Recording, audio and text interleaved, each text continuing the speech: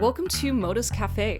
Join us for fun, lighthearted, and educational conversations around training, athletic longevity, and the human side of climbing. With your hosts, Mercedes Pollmeyer and Katja Dev. Great. All right, so welcome to another podcast with Modus Cafe. And today, and actually we've got a series coming up with Steve Bechtel.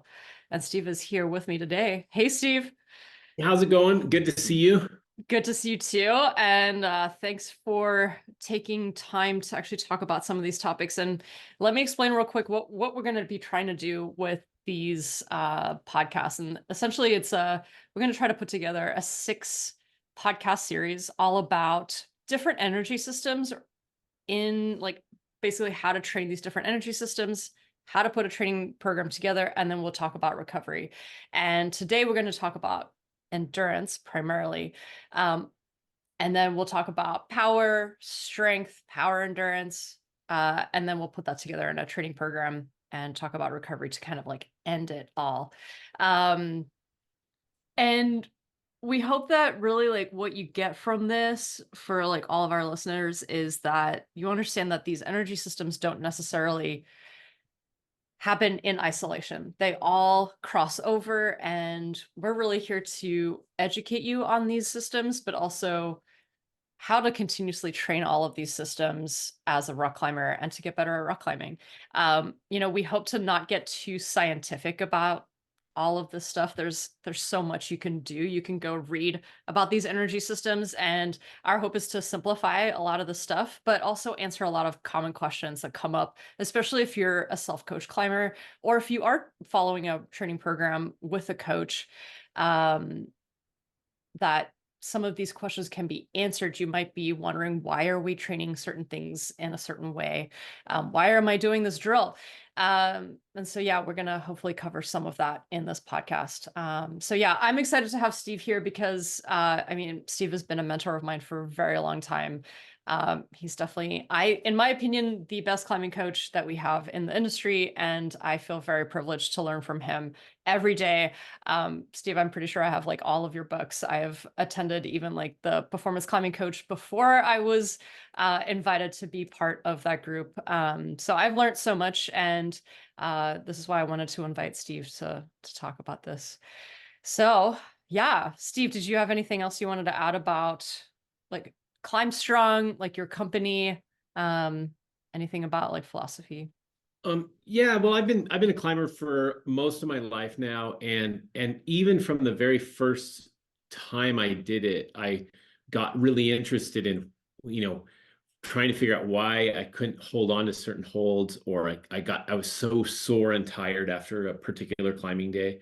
And I had a really fortunate series of educators and mentors as I came through my formative years that kind of helped me learn how to learn about exercise science. And I think that over the course of the years, as you start to figure things out, you figure out a particular method or how a principle lays out across several athletes. It just became important to me to try to share that, and that's how we started Climb Strong. It was originally just an informational blog. People asked for advice, and so we started doing regular coaching, and then we've just grown it into a coaching company. And but the thing that's really interesting is a coach will give you these methods. They'll say, do this exercise or do this series of workouts, and they may not explain what's going on there. And so any coach that you have, or any book that you read, or a podcast that you listen to, you should be able to go back and ask that expert, why are we doing this thing? And that expert, if they are an expert, will be able to say, here's how this all breaks down, and here's the reason we're asking you to do this at this intensity for this duration. And so as we go through these things, that's what I'm hoping that you and I can get to, Mercedes, is like, okay, this is the principle behind what we're doing, and there are a lot of different methods that can help us achieve that. Some people get kind of freaked out about like, well, I'm a boulderer, or do I need to do endurance? Or I only have a hangboard in my apartment. How can I do this kind of training? And there's always a way forward, as long as we're following those basic principles of training. Yeah, and I think a lot of those basics get lost in all of the information that is now readily available. And I think it can be really complicated for people to try to put something together for themselves. Or it could also be confusing about why certain things are programmed the way they are. Right. And yeah, I know as a like for me as a coach, I try to explain as much as I can in the program, but there's always questions. Always, always. And I love those. I think like asking questions as an athlete, you also learn more, you experience more, you understand and buy into that drill a lot more when you're asking those questions. Sure. Let's start with maybe let's talk quickly about just general energy systems. Very quick. I don't want to go too deep into it, but then we'll kind of dive into endurance. Yeah. So yeah, like energy systems, maybe a quick overview on the we're going to talk about the big three. Mhm. Yeah, Steve, you want to Well, like go ahead? yeah, so the energy systems are really they all end up doing the same thing. They end up providing the energy to our muscles that comes into our body in the form of food.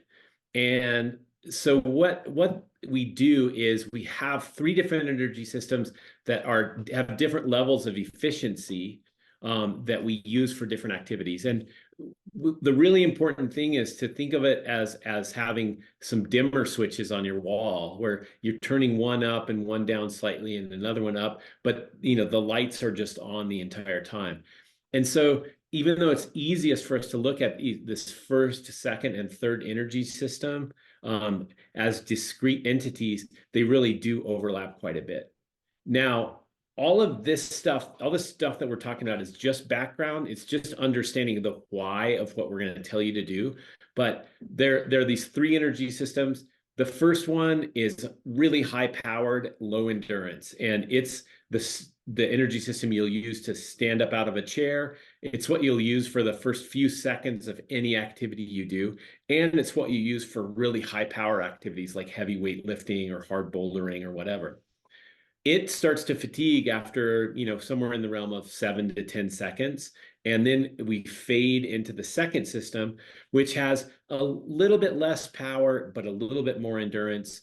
And that system is really the pump energy system where we tend to feel a lot of fatigue, tend to, get that really yucky feeling if we're training in that system a lot of being pumped or, having really sore muscles and things like that. And then the third energy system, which is primarily fueled by oxygen, is very, very efficient. And it sort of takes over around the minute, 2 minute mark as the primary energy system if you're doing a continuous activity. And it will just continue to go. Basically, you can use this system, which is called the aerobic system or the oxidative system. Or if in the parlance we use today would be third gear.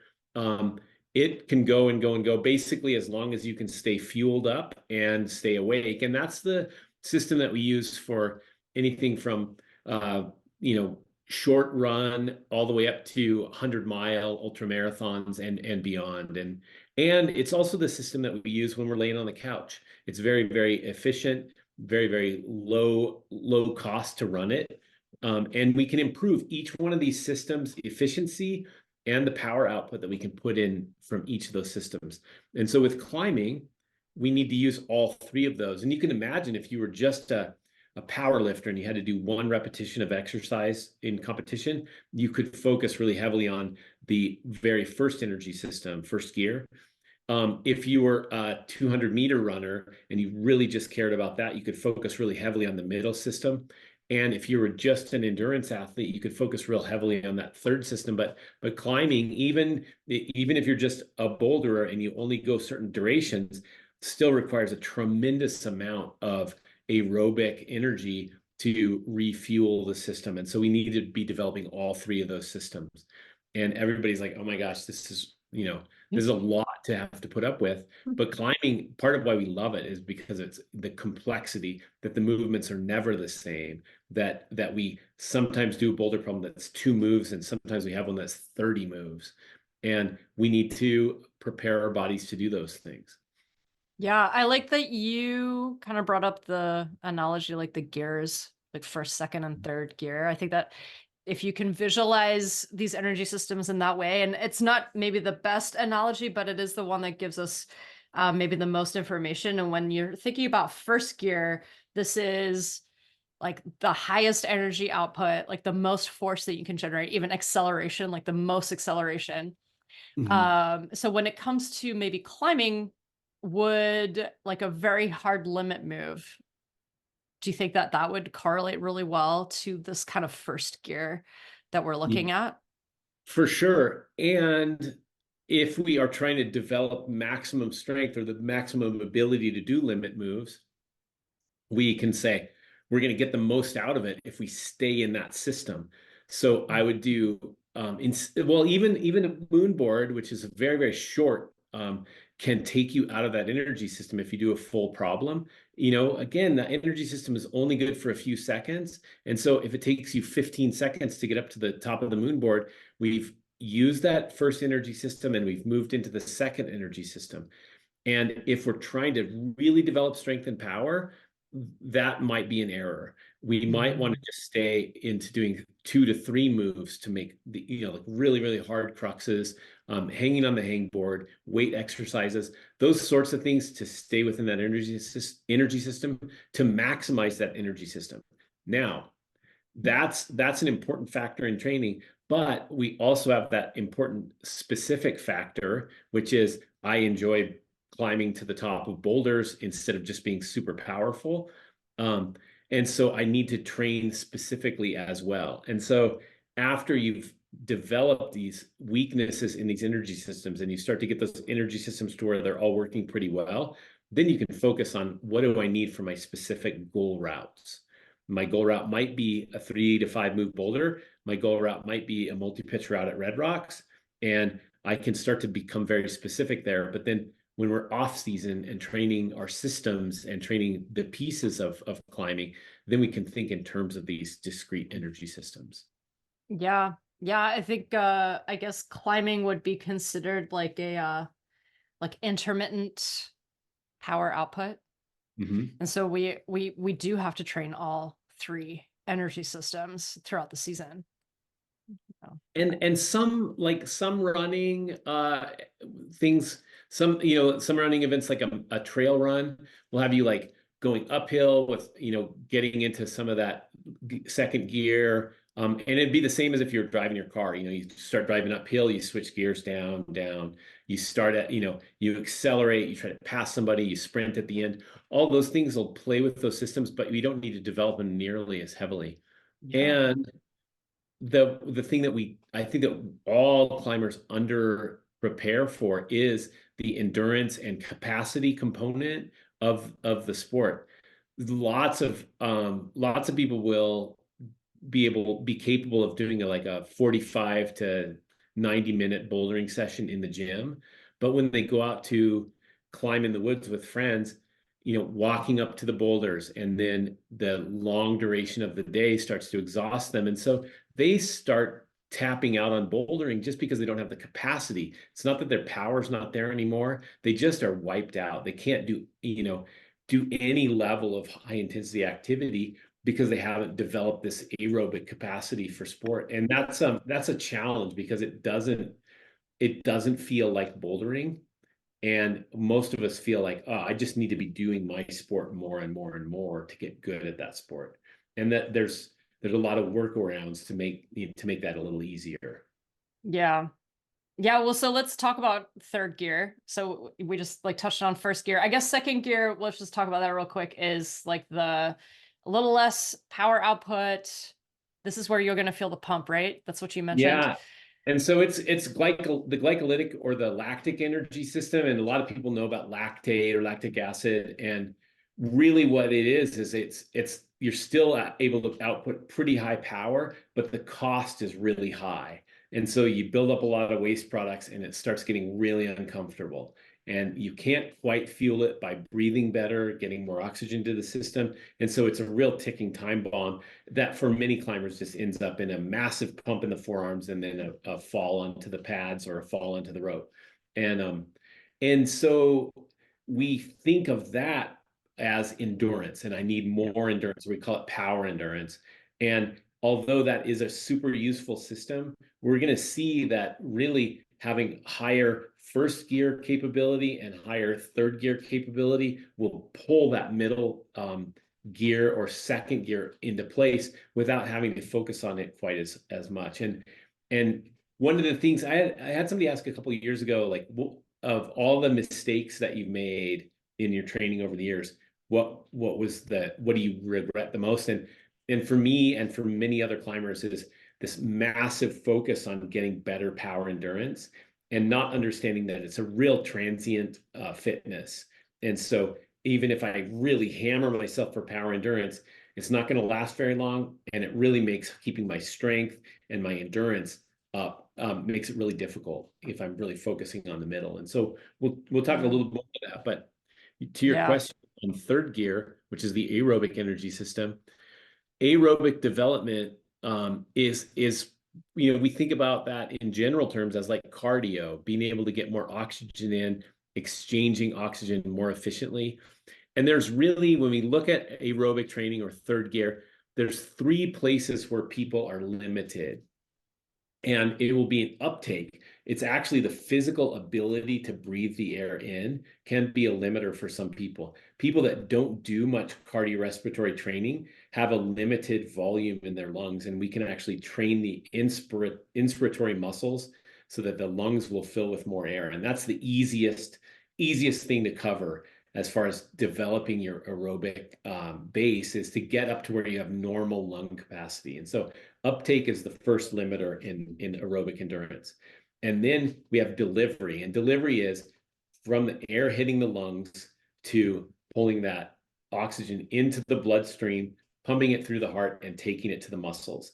And so the delivery system has limitations, and that can be really the health of the alveoli in the lungs, how efficient the heart is at beating, and the development of the capillary network. Like how many little roads do you have going to your muscles? And so that's the second thing. So delivery is the second limiter. And then the third limiter is utilization. Once we get that oxygen to the muscle, people will be limited in their ability to process the oxygen and turn it into actual fuel for muscle contractions. Yeah. And it seems like there's a couple different. So you mentioned the heart and lungs, we've got the capillaries, and then we've got this like utilization, and that would also include the mitochondria, like how many mitochondria and how the mitochondria is like how efficient that mitochondria is in the muscle. So I think it is like remembering that maybe in the end, all of this, it really does come down to the local muscle endurance as well, not just cardiovascular, but also that muscle component. Well, and yeah. Mm-hmm. Yeah, I think that's the real key point, Mercedes, is that we often we think of like how something feels when we're doing it, and then assume that that's really good training for other times that happens. So if I breathe hard when I'm on a long bouldering traverse and I'm sweating, then any training that provides me with heavy breathing and sweat is going to be beneficial for that. And it's probably useful for the uptake part of endurance. It might be useful for the delivery part of endurance, but you could probably see how, since capillary beds are very, very specific to usage in the muscles, and mitochondrial density in the muscle is very, very specific to use, how like road cycling is probably not specific to endurance climbing out of a cave in Spain. They're very different activities. And like you said, climbing is acyclic. We're going up and down in our systems, and the movements aren't always the same. Where like road biking is really the same thing, and it's really focused on those legs. And so you're totally right that we've got to continue to look at, like, yes, I'm breathing hard, but am I delivering the blood effectively, and am I utilizing that oxygen in the muscles effectively? How do we do that? We do that by specific movement in the sport.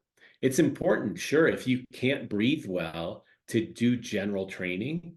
And if you don't have any kind of work capacity at all, I think the first thing you should do is if you can't do, well, let's say your goal is to be able to boulder 4 days a week for a couple hours with friends. And that's a lot of bouldering, but let's just say that's your goal. That's 8 hours of bouldering a week. I think you should be able to go for 8 hours of walking a week to start. We just need the basic capacity. And then we can add a little bit of intensity onto that. I can throw in some weight training workouts, throw in some bouldering, and I still stay around that 8 hours a week. And I'm slowly intensifying these things. And I can start to bring that specific fitness to my muscles. If I start to use my upper body instead of just walking, your body goes, oh, okay, we need to deliver more blood up there. I need to make those muscles better at using it. And our bodies respond very well to specific overloads. And that's one of the things people don't quite understand is how good we are at that. But even if you took a nail file and just rubbed the side of your index finger for a progressively longer time over the course of a couple of weeks, you'd build up a callus where you had never had one before. And that's your body reallocating resources to building skin in that area.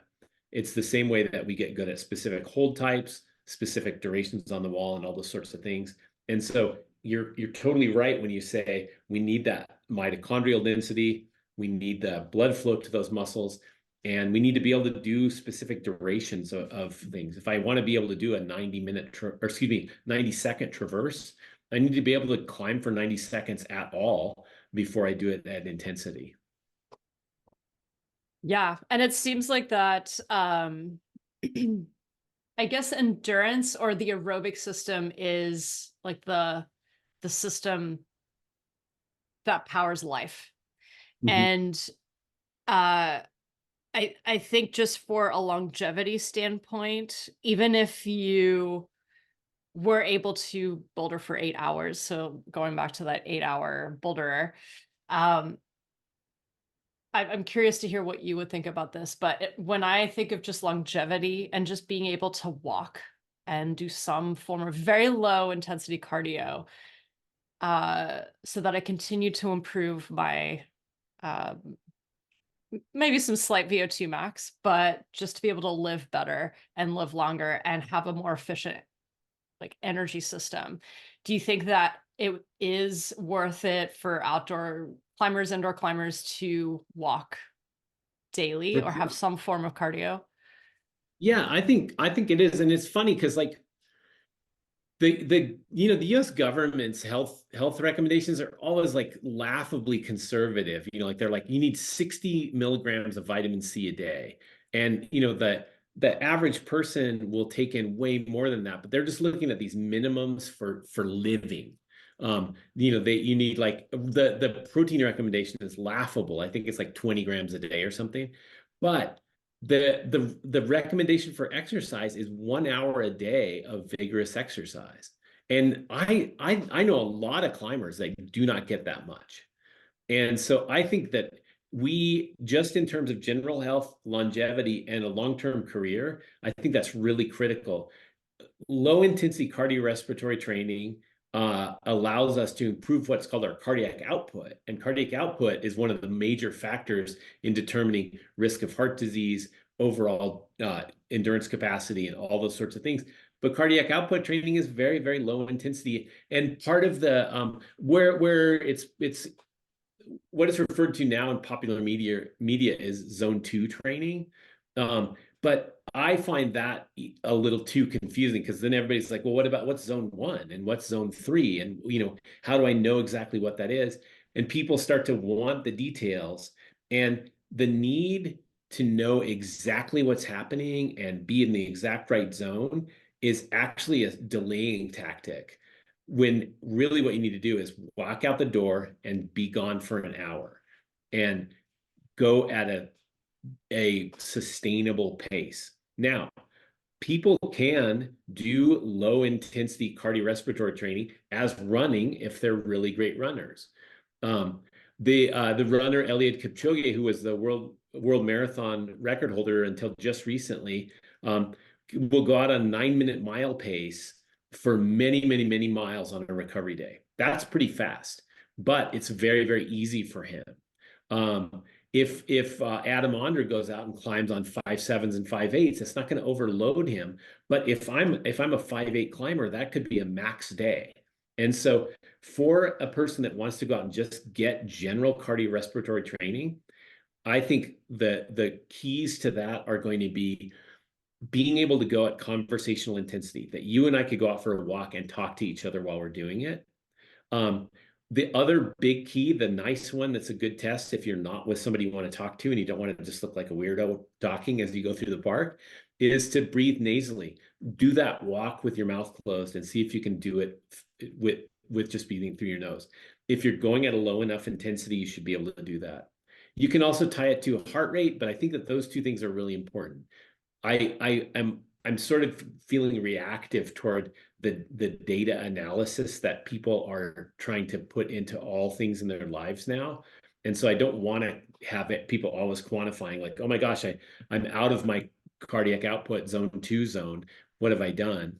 Just go out and go for a walk. And variability in training, like going for a slightly longer walk, going for a slightly hillier walk, go around your loop the opposite direction. All of that stuff is more beneficial than harmful in your training. And so that's the great starting point. And I do feel, going back to your specificity point, that people should try to do some climbing in that zone. And some people are like, whoa, I don't think I could do that. But somewhere in your gym is an auto belay with a smattering of holds, and they may be shaped like, letters from the alphabet and animals or something, set up for a kid, but that might be where we need to start if we want to climb aerobically. Yeah. Here's the really, really important point, is that when it looks at at zone 1, 2, and 3, I believe that the high level, the most elite level climbers in the world are spending a lot of time doing super hard moves in zone 1, and they go hard move, hard move, hard move, and then they get to a good hold and they go, I'm in zone 3, and then I'm recovering and I'm getting blood to my muscles aerobically, and then they move into the next set of moves and they're aerobic, aerobic, aerobic, and then they go back to zone 1. They're bridging zone 2, or their need for zone 2 is smaller than yours and mine. And so an obsession with getting better at endurance should be an obsession at getting higher power and higher aerobic endurance and squeezing down on that need for that second gear, that inefficient power endurance zone. Yeah. So let's talk about some common pitfalls. We've already talked about it over and over again, but I think it's really good to keep reminding people that, so if we're going to talk about endurance, that you aren't actually ever getting to a place of complete fatigue, right? You're not going that long. Is that correct? Yeah. Or Yeah. at intensity at that level, right? Yeah. And so what I generally see, like the common mistakes is, go for an easy climb, try to do it for 10, 15 minutes, but most people still report that they get pumped. And so at this point now, they are no longer in that third gear. They are actually now in the second gear. No. So when someone is maybe doing a more of an endurance climb and making sure they are in that third gear, it's really managing that pump sensation. It's not like you're not going to be pumped at all, maybe a tiny bit, but I think the goal is to not really be pumped and just continuously move. And do you have some good cues for your athletes to start to check in with their body and understand, are they actually at the right intensity, and what can they start to do if they notice, oh, I'm getting out of this third gear? Yeah, one of the main things people ask for is like, how can I quantify this? I wish there was a wearable device that would tell me. But the thing is you need to also prepare for the performance environment where you're not going to be wearing a device that's like, oh, I'm getting super pumped and whatever. When you get to the performance environment, you want to be able to go really hard, right? But the goal of endurance training is not to get good at being pumped, but get good at not getting there in the first place. And so that by nature, that's greater duration and lower intensity than you probably feel like you want to climb. A lot of people are limited for time. And so what I would say in that situation would be to set a goal for yourself and say your typical workout is 20 boulder problems in a session. And we'll just, for the sake of making the math easy, say each of those problems is 10 moves long. So you do 200 moves in a session. So my first step would be, yes, we're going to go out and we're going to do our daily walking, which is great for general cardiorespiratory fitness. But then 1 or 2 sessions a week, let's try to go 50% more on the moves. So I want you to go be able to do 300 moves in a session. The moves are more important than the intensity of the moves. And during those movements, you can just do, if you're in a bouldering only gym, just do lots of V0s and V1s or whatever's a low intensity for you. If V1 is still hard for you, let's do open climbing on any holds. But very, very easy movement. And if you start to get pumped or fatigued or breathing hard, you need to stop. And so maybe that's 15 moves at a time at first. But if we continue to focus on increasing the number of moves that we do and keeping the intensity low, we're going to get up to 400 and then 500 and 600 moves. And we'll start to be able to link more of those together. But just keep below that pump threshold, jump off and recover for as long as you need to, and then go back into it again. And you'll get it. You eventually will get it. But it takes a long time. Endurance takes longer to develop than you want it to. And once you get it, it's easier to keep than you think, which are two really important points. A lot of people don't have the patience for it, especially if they've overdeveloped another system, gotten to be really good at bouldering, or they get pretty good at power endurance or something. And they're like, I can handle it. But the athlete that goes to the crag and has, does a couple warm-ups and then has one go on a route and then they're done for the day, has a high level of ability, or what they would call like, lactic power, but they don't have much capacity. And capacity is really the key, because we need to do these things a lot to develop our skills. The other fringe benefit, and I know that you're just gigantic on movement, and so are our team, is if I go into the gym and I'm doing 300 to 500 moves in a session rather than those 200 moves, I start to get better at movement. You just get used to it. The more times you do this thing, the more economical you get, the more you start to be able to read sequences, and the better overall your training experience is going to be. Ooh, yes, that is really important to bring up, is that movement aspect. And what a great way to work on movement is when you're working on endurance. Because I think a lot of people, some people might believe that working at such a low intensity is not actually doing anything. It doesn't feel beneficial to them. But it's all of these underlying things that you're also developing at the same time. Like, you got to trust that it's working the right energy system. And now you get to work on technique and things that you don't normally get to focus on. I really do believe in like deliberate practice, and like, okay, I'm going to go and work on the specific footwork, and I'm going to apply this, to the 500 moves that I'm going to do today. Well, a really simple way to do that, Mercedes, would be to say, you take a list of skills that we want to work on. And I don't want my athletes normally to work on 40 skills in a workout, but maybe it's like rocking over, or maybe it's like backstepping. You take those 2 skills and you're like, I want you to try to work on your backstep on this very, very easy climb on the auto belay. And I'm going to have you do 4 laps on it doing backstep. And then we're going to rest 10, 15 minutes.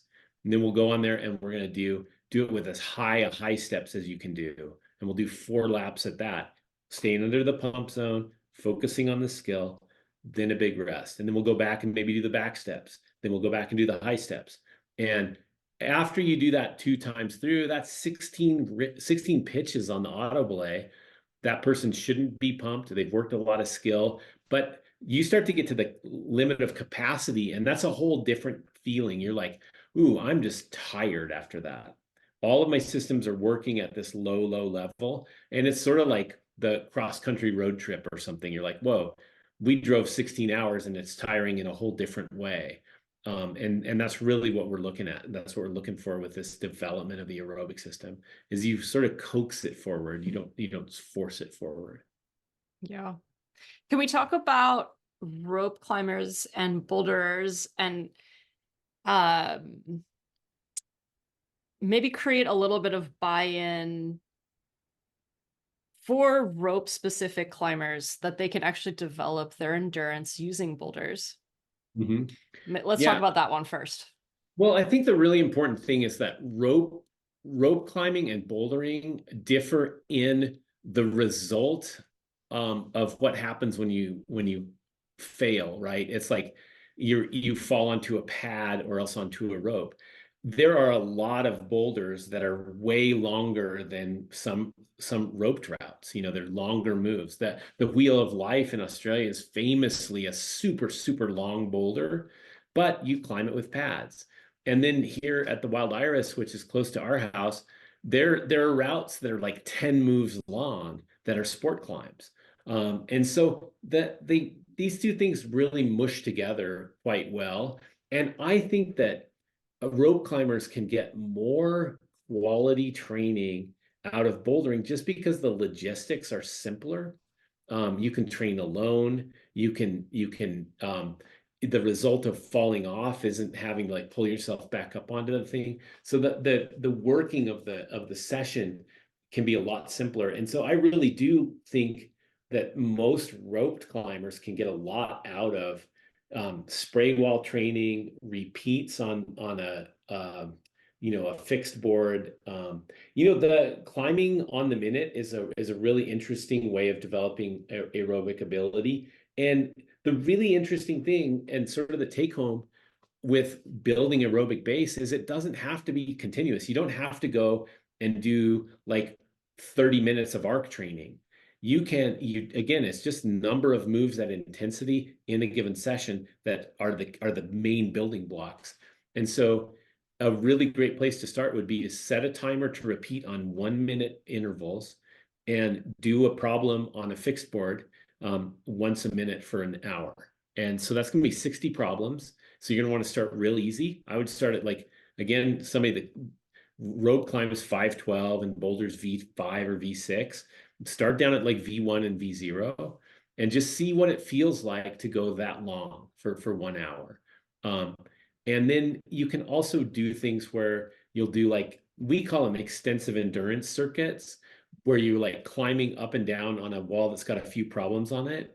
And you kind of climb up a V1 and then down climb on open holds, and then climb up an adjacent V0 and down climb on open holds, and then back to the V1.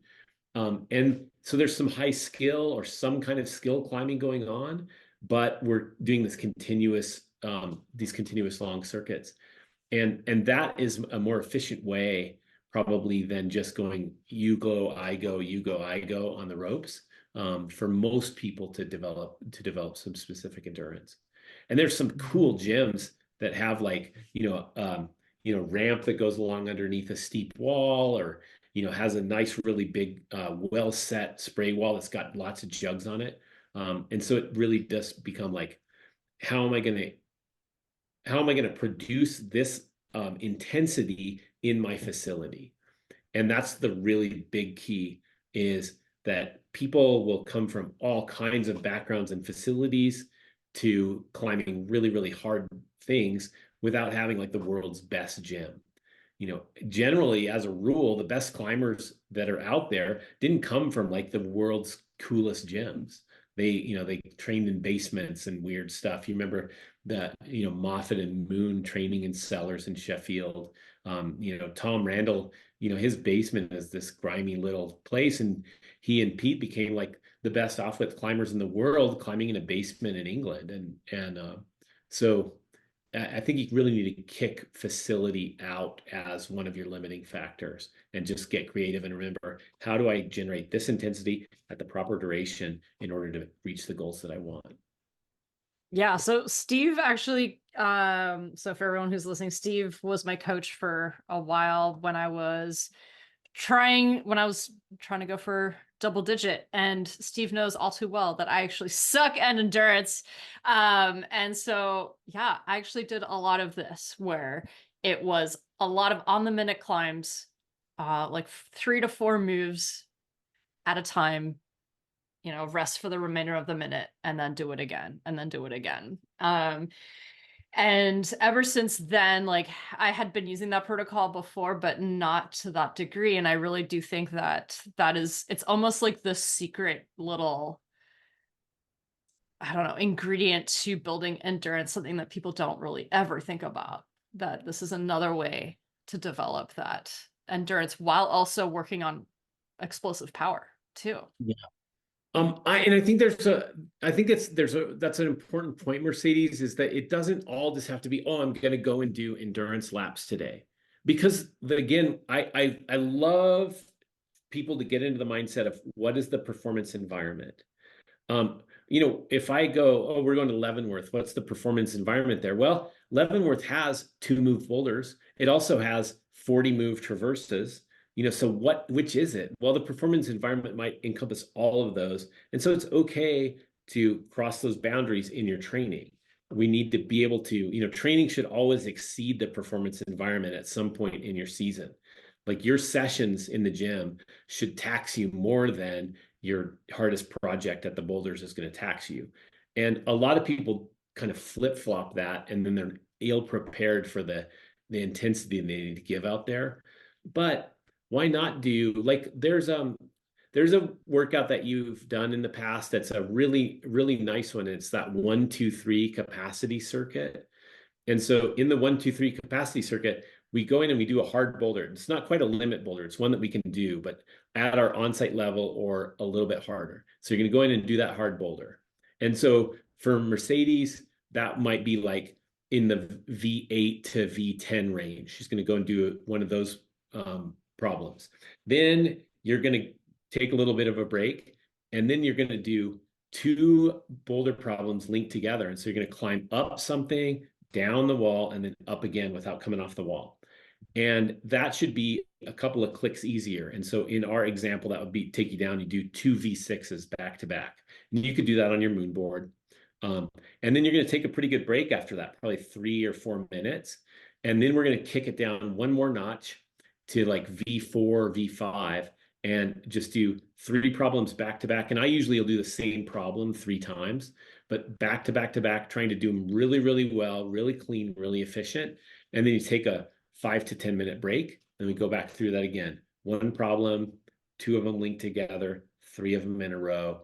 And we are playing through different energy outputs from all the way up at the really high intensity, high focus limit level, all the way down to something that you should probably be able to do real easily, but you're under a state of fatigue toward the end.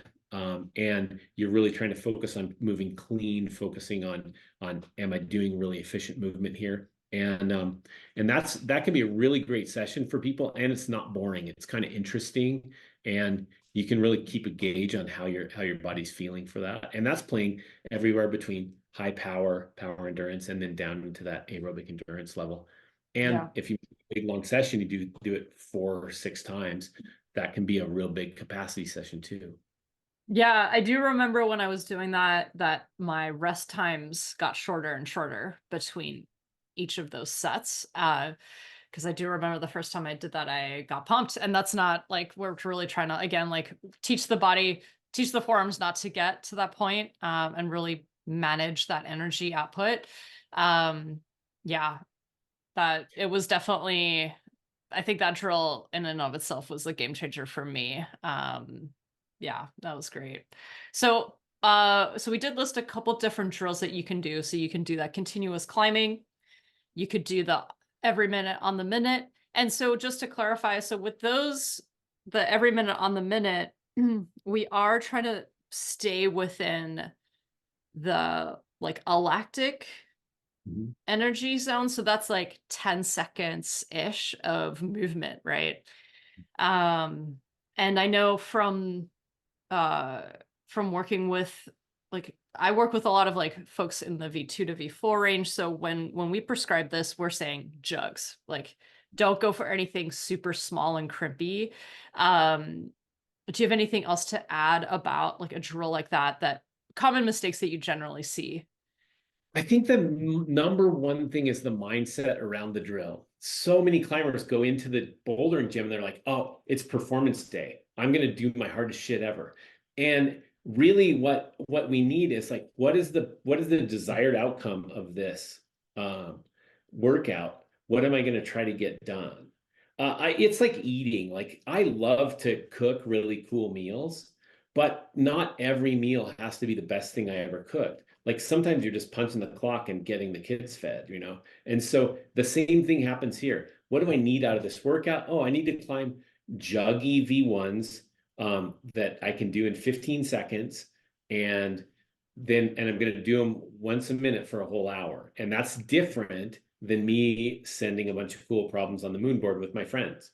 And so it's a training aspect, it's a part of your training.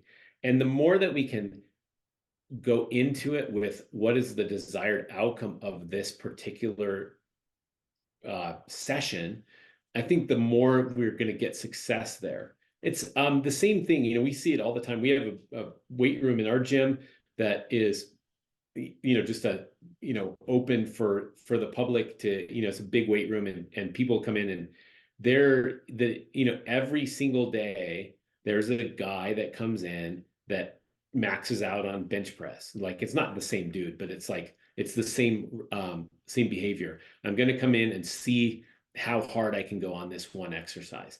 And then, you know, that same person might go do a couple of sets of curls and then like some crunches and then stretch his quads and then leave. And of course, he's not getting any stronger. There's no supporting work. There's no capacity work. There's no working through these zones that don't lead to maximum failure. And so I think that the climber that is stuck and has been at a hard ceiling is making a fundamental mistake. It's not, and that mistake is not, oh, you need to spend even more time banging your head against hard boulder problems on the moon board. The fundamental mistake is probably there's something that's foundational to your ability to do this workout that you're not doing. Like you just don't have, like we're talking aerobic capacity for it, or you're not recovering enough between these goes, or you are tactically approaching these boulder problems wrong. But it's usually a simpler fix than just becoming even more psyched and motivated. And most people are already above the 90th percentile in psyched and motivation. So who needs endurance drills? Like, are there any, you kind of alluded to it in the beginning, but some people think that they really, really need endurance. Do you have any maybe assessments or indicators that points to maybe you should be incorporating more of this, more endurance into your training? Yeah, well, an indicator is a really good point, because if I give you a percentage of max or whatever, you know, we can do critical force testing, we can do all these things, but that gives you a number to chase in the gym. And the most important aspects I've seen are, do you get tired before your friends do at the crag and shut it down? Like, does your attitude change? This happens to me, still happens to me, where I'm like up there, I haven't been out in a week and I'm psyched, I'm at the crag, and I do 2 or 3 pitches, and then I'm like, I think I'm pretty good. What that's doing, if I step back and I look at it, is like, whoa, I'm really fatigued and I don't currently have the capacity I need to do a full day of cragging. And so if your attitude or your psyche changes throughout the climbing day before your other friends do, or it's like, you know, or do you have the psyche and the ability to go hard on your project till dark? That's probably somebody that needs some capacity work. If you end up having to take multiple rest days after a climbing day, that's also probably an indicator of a limit in capacity or aerobic capability, because the aerobic system helps us refuel that. The other thing is like, can you do your sessions as written? Could you go a little bit longer in those sessions, or are you just tapping out every single time that you're in the gym on the hard bouldering? And at that point, I think really bringing in an easier session is going to be super useful for that person. and people worry about it. They're like, oh, I'm not going to get enough high intensity sessions in. But again, let's step back and look at it. Are you improving? Are you getting the results that you expected from your training? And if not, let's try something slightly different. Let's try a little bit more rest, a little bit, you know, different activity. You know, maybe I need to do some really non-specific upper body stuff like swimming or ski erg or something like that to help bring that capillarity up there. Or maybe I just need to change the way I schedule out my week. And we'll talk more about that in the programming part when we get to that. But I think that's the thing. It's like if you're tiring out or if you're tapping out toward the end of the day, it's probably a capacity thing. There's also, are you tapping out at the end of boulder problems? And that can also be an aerobic thing. It might also be not recovering enough between those problems. But that's a legit thing. Can you do the same difficulty of move, 10 seconds into a boulder that you could do on the first move of that boulder? And that starts to be something you need to look at too. That's awesome. Yeah. And I do wonder, because I definitely have a lot of athletes who come to me and they're like, oh, I get pumped a lot, but they're able to do this consecutively over and over and over and over. They actually can, they can get back on the wall and do a session like that for 90 minutes. But they still say, oh, I'm lacking endurance, Yeah. and I think at that point, it might just be, again, like this mindset shift of what is it that you're really trying to do? What is your outcome? But I wouldn't say that necessarily that someone who is constantly getting pumped doesn't have enough endurance. What are your Right. thoughts about that? Yeah, so the getting pumped is this buildup of waste products in the system. It's changing the blood pH. All of these sort of cascading painful indicators stop us from training. And so what how do we get those, like the bad blood out? Well, we bring new, clean, fresh blood in. And how do we do that? By recharging aerobically. And so even if we're really focused on this lactic or glycolytic energy, the second gear and power endurance stuff, the way that we improve that is actually to improve how quickly we can clear that stuff, and that's driven aerobically. Um, Joel Unema, who you know and who I work with at ClimbStrong, has a really great example of this. And he said, this is the way this is set up. We have these two buildings, and there's the strength and power building over here. And then we have the aerobic energy building over here, the two skyscrapers. And between them is a cable. And that cable is your power endurance. That's your second zone. And if we make the buildings taller, the cable gets higher and higher and higher.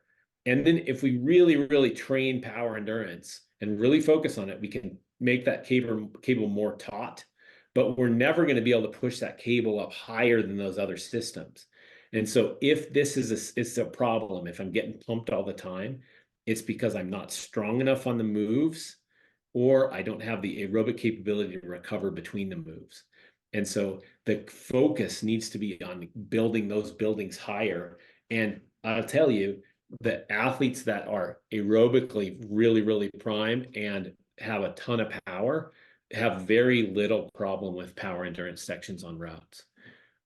You don't see, I mean, the day ending pump that you see on like 12A to 12C at a big steep crag like Rifle or wherever you are, and the people are like, oh my God, I've been working my power endurance and I get ridiculously pumped on that. That just doesn't happen at the top end of the sport. The moves are super duper hard in zone one, and the athletes are super duper conditioned, and they have really great aerobic capability. And so that like ridiculous barfy pump is less and less and less of an issue the better you get. We could turn that around and say the better you get at these two things, the less you need to worry about those things. And so really, if we can say, I'm going to focus on my aerobic stuff, I'm going to try to get ridiculously strong, and then let this thing just come along between, I think that's really where we're going to see the most improvement for most climbers. Yeah.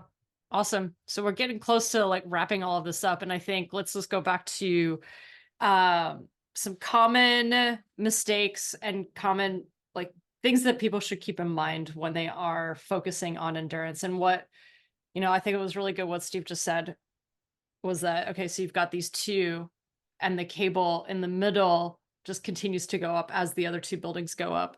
I think that to me, that's also saying manage your energy. If you're doing strength and power, manage that energy appropriately so you're not pushing yourself into that pump. And if you're doing endurance, manage your energy so you're not pushing yourself into that pump.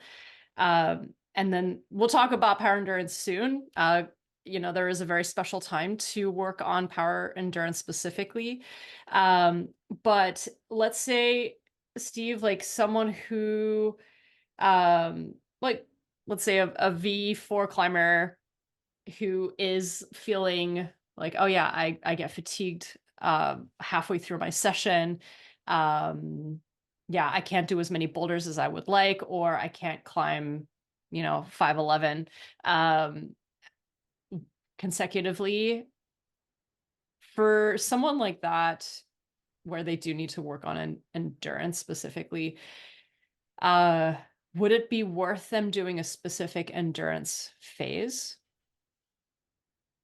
Well, there's kind of two things that happen. One, we need to we can peak our we have a current physical capability. Like right now, you have a current physical capability for climbing endurance, or for climbing strength or whatever. And then we can peak that. We can say, oh, we're going to optimize Mercedes' current abilities, and we're going to really focus on that for a few weeks, and we're going to get up to this high level of performance. Or we can go into what we would call a developmental phase, where we're going to I'm going to take the next 6 to 8 weeks and change the kind of climber that I am. I'm going to alter the way that my body reacts to rock climbing by supercharging one system. And you kind of have to do one system at a time when we do that.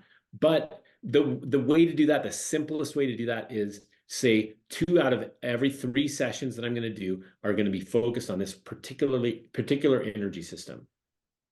And I'm going to maybe do that for 12, 16, 20 sessions. And on paper, that doesn't look like too big a deal, but it's a big deal. It's a really big deal for, say, a person like you, moonboard in the garage, lover of weight training, to say, I'm going to do 2 out of 3 of my training sessions aerobically focused on low intensity, high volume training. And you're like, okay, session 1 is cool, session 2 is cool, session 3 is cool. Oh my God, this is getting really boring. But like we've always said, getting endurance is boring, and then having it is not boring, because you're like, oh, okay, I have the ability to come back from this. There's a little bit of fear of like, oh, if I do too much of that, my power will go away. But that's not true. And you don't need to look in much further than like World Cup competition, where the best endurance climber in the world, Jan Jagambra, is also the best boulderer.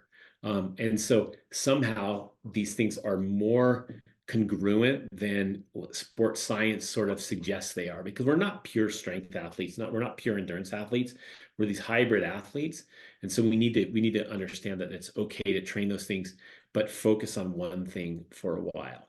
And so I think that that's going to be the main take home for that athlete. I can't do repeated V4s, or I can't do back-to-back 511s. Okay, look at your normal session. It's going back, we say you do 20 problems averaging about V4. Well, let's go ahead and take that number of problems up. And so we want to get you to 30 problems in a session. And I don't care, you can go ahead and do your normal session of 20 V4s, and then let's stick on 10 more V0s at the end. And then we'll slowly make those V1s, V2s, V3s. We can pull up the intensity, but volume first, then intensity. Volume first, then intensity. And that the other thing that athlete can do is, if it's really just like, oh, I'm exhausted, I can't handle it, our reaction is, oh, I need to take a rest day and sit on the couch. But the solution is, I need to go for a 60-minute walk today. And then once I can handle that, I can start adding in more climbing. But the fact that people get tired and then decide they need even more rest is counterproductive. And so remember, the more we seek comfort, the smaller our comfort zone becomes. And so we need to keep pushing against that.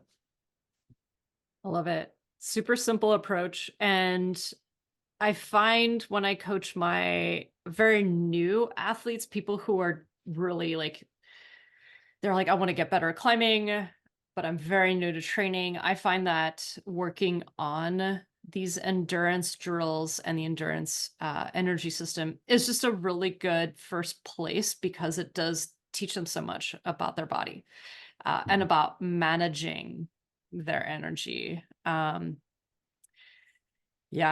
Do you have any thoughts about that? Well, I think it's again, like so often people seek out the feeling of fitness. Like once in a while, I'll get somebody and they're like, oh, that was a super good workout. I'm sore from it.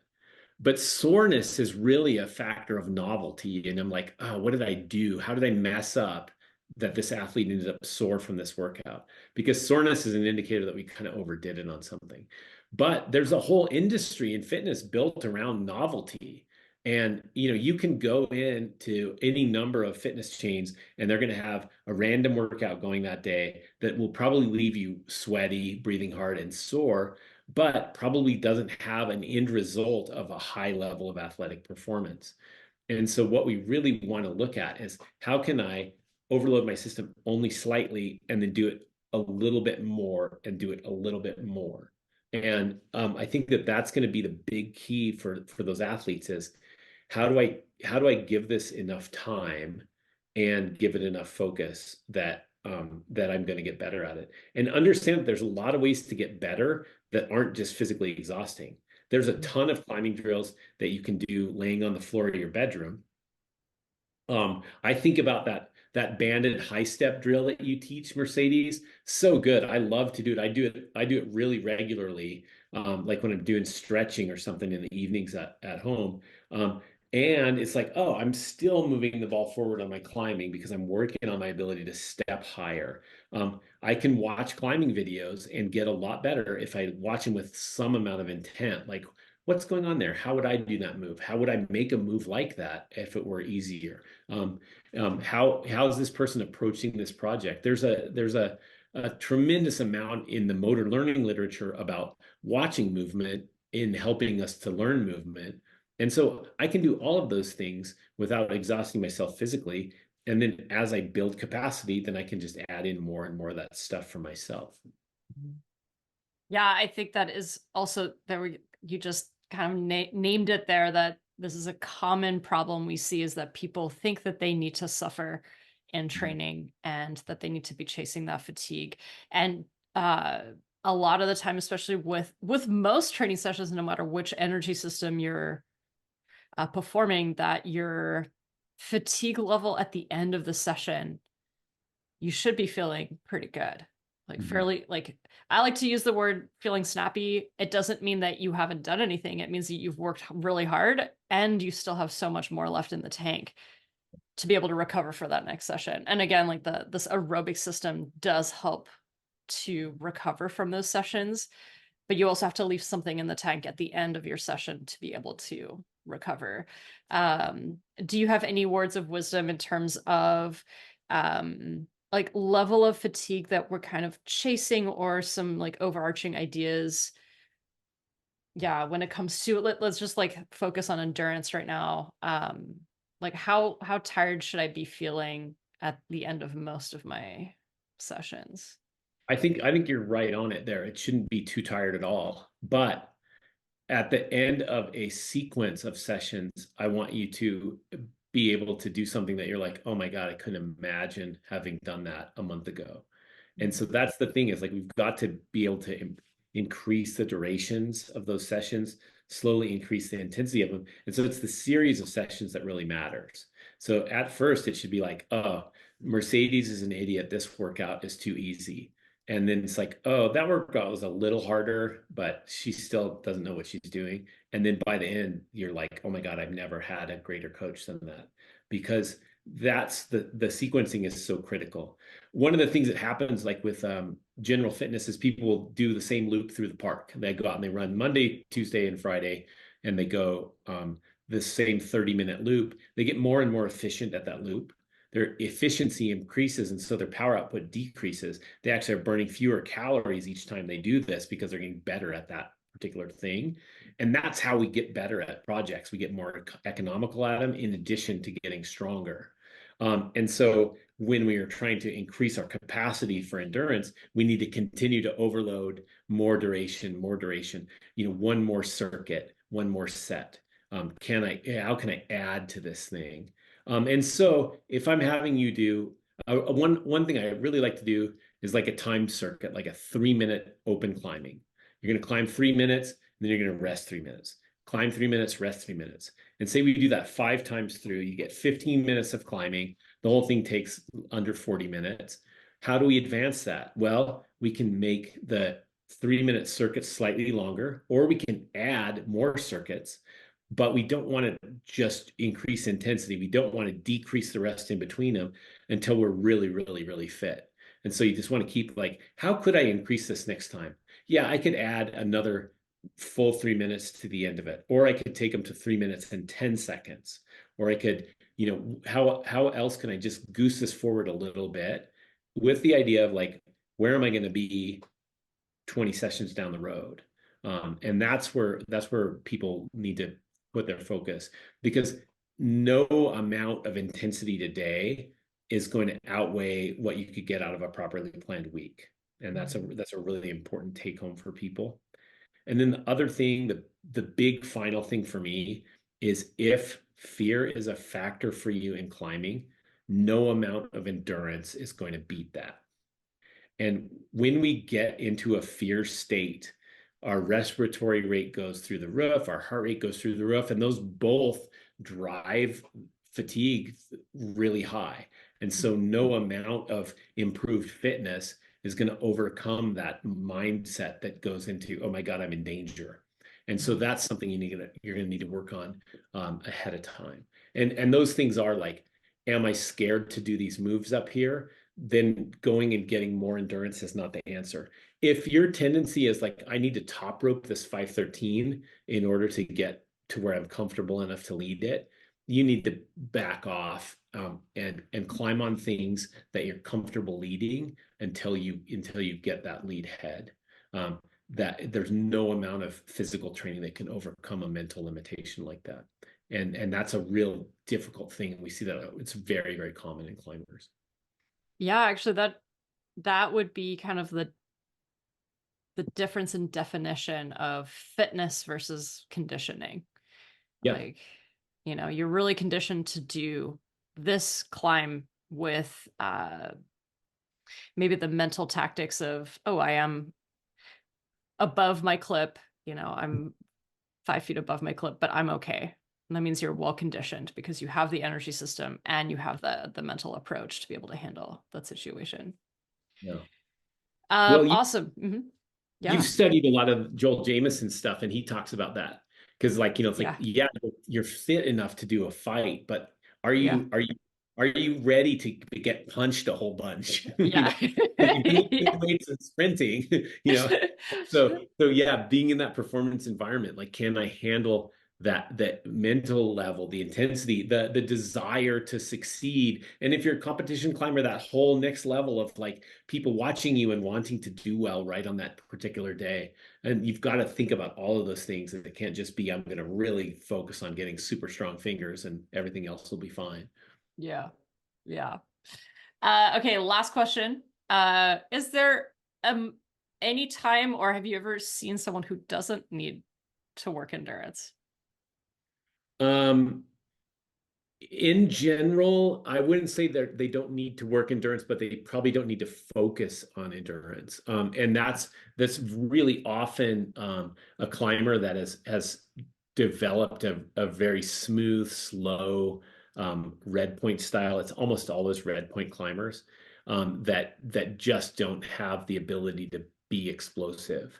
And so what I really see is like, okay, this person has a stack of stamina and they just have no ability to do hard moves. And so you'll see people that can hang on and hang on and hang on and hang on, but when they get to, a V4 crux halfway through a 513, they can't do the move. And so really being able to switch gears and drop it down into first and go, wow, is a big thing.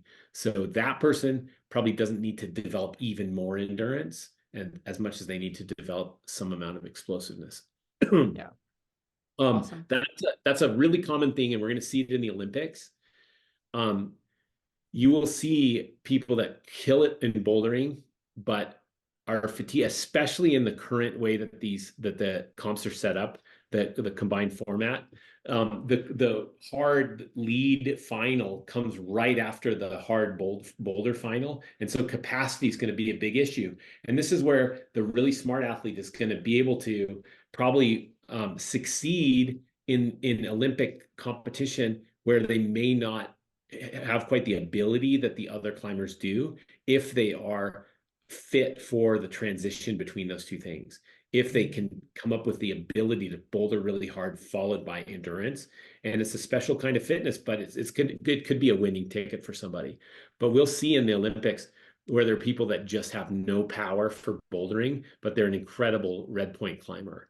And you'll see those people place really high in red point and not in boulder. And that's really an ignorance of a particular energy system rather than, oh, I was just born this way. And the same thing happens the other way. People that are magnificent boulderers that just don't have what it takes to do the combined format, they're not focusing enough on capacity and spending too much time trying to get even 1% more out of their bouldering. And so it'll be interesting to watch that as we see more combined format this year, and we see that in the Olympic Games in July. So yeah, I think this one is a little different to the last one because they're separating speed as its own discipline. So we will hopefully see a little bit more, yeah, I guess, specialization. It's such a different thing. It's really almost a different sport.